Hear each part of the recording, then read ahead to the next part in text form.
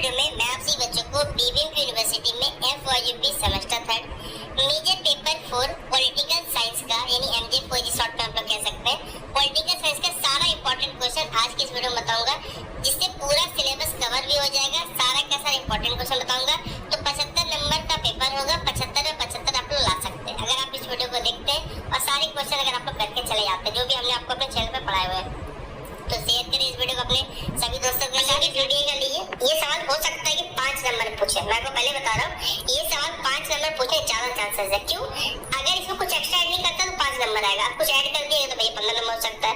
तो यहाँ पूछा गया अकॉर्डिंग टू कौटिल्य, कौटिल्य के अनुसार जो है किसी भी राजा का किसी भी शासक का क्या कर्तव्य होता है ये आपको बताना है। तो डिपेंड करता है 5 नंबर पूछेगा तो 1 पन्ना, 15 पूछेगा तो मिनिमम 3 पन्ना लिखना पड़ेगा आपको। ठीक है, अगला सवाल है हमारे पास धर्म शब्द की जो व्याख्या करी डिफाइन द टर्म धर्म एंड सिग्निफिकेंस इन पॉलिटिकल दर्शन है। इसमें इसका क्या महत्व है धर्म का ये हमें बताना है। तो ये क्वेश्चन देखिए 5 मार्क्स से पूछा जा सकता है। ठीक है, ये क्वेश्चन 5 नंबर का है। अगला सवाल है how does Indian political thought differentiate between religion and धर्म। देखिए भारतीय राजनीति जो विचार है उसमें धर्म और धर्म के बीच में, ठीक है, धर्म और धर्म के बीच में अंतर स्पष्ट करना है और यह बताना है। इसको बताने के लिए, इस अंतर को समझाने के लिए आपको कुछ उदाहरण द्वारा इसको समझाना है। यानी how does Indian political thought differentiate between religion and dharma, give examples to illustrate the difference. ठीक है, अगला क्वेश्चन नंबर 5 है discuss the political and ethical dimensions in Shanti Parva of the Mahabharat. How does it contribute to understand statecraft in ancient year. देखिए महाभारत में जो शांति पर्व थे उनमें राजनीतिक और जो भी हमारे नैतिक परिमाण थे उन पे आपको क्या करना, चर्चा करना है। और ये प्राचीन भारत में हमें राजनीति किस प्रकार समझाया जाता है, कैसे समझने में हेल्पफुल होता है ये आपको बताना पड़ेगा। ठीक है, अगला क्वेश्चन है क्वेश्चन नंबर 6 में explain the views of Manu on monarchy. देखिए राजशाही पर यानी जो राजतंत्र में से कह सकते हैं उसमें मनु का क्या दृष्टिकोण था यह राजशाही पर यानी जो राजतंत्र में से कह सकते हैं उसमें मनु का क्या दृष्टिकोण था यह वर्णन इसके बारे में बताना है आपको।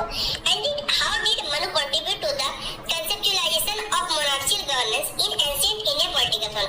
यानी मनु ने क्या किया, बेसिकली जो हमारा प्राचीन भारतीय राजनीति विचार था उसमें साम्राज्यिक शासन के संविधान में कैसा योगदान था, किस प्रकार का योगदान था, इसके बारे में आपको बताना पड़ेगा। ठीक है, question number 7 discuss the principles judicial administration outlined in Arthashastra. Arthashastra में जो हमारे पास बेसिकली जो प्रिंसिपल जुडिशियल सिस्टम आउटलाइन है उसके बारे में बता रहा है। यानी अर्थशास्त्र में जो निर्देशित यहाँ पर न्यायिक प्रशासन के जो सिद्धांत है उनके बारे में बताना है।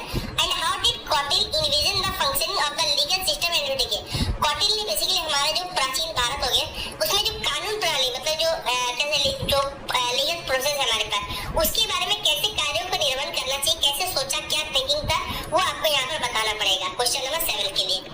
क्वेश्चन नंबर 8 है कि examine the geographical and cultural conception of Bharat in ancient Indian thought and how did this perception shape the identity of this region. देखिए हमारे प्राचीन भारत में बेसिकली जो भारत की भौगोलिक या भारत की भौतिक और सांस्कृतिक जो अनुभूति थी इसकी आपको जांच करनी है और ये दृष्टिकोण क्षेत्र की पहचान को कैसे आकार देता है ये हमें बताना पड़ेगा क्वेश्चन नंबर 8 के लिए।